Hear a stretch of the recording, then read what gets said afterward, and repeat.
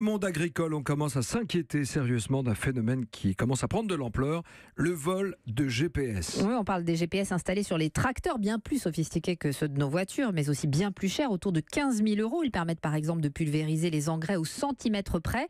Eh bien, ces vols se multiplient dans le Pas-de-Calais, en Indre-et-Loire, dans le Dijonais ou encore dans le département de l'Aube où s'est rendu Théo Manval pour Europe 1. C'est en remontant dans son tracteur lundi matin que Patrice Millard a découvert les fils débranchés, l'antenne et l'écran de son GPS disparus, comme une trentaine de ses collègues dans l'Aube depuis un mois. Là, c'est un gros casse qu'on m'a fait. J'en ai pour 18 000 €. 18 000 €, car ces GPS agricoles sont des bijoux de technologie.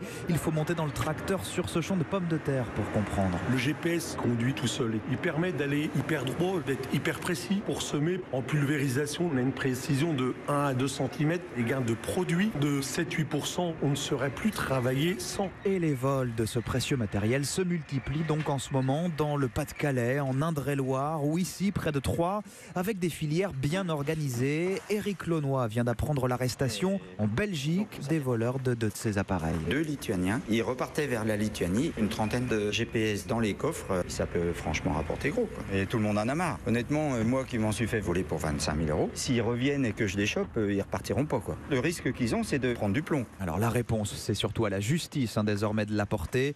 Un premier procès doit avoir lieu bientôt au tribunal correctionnel de Troyes. Un reportage signé Théo Manval. Et c'était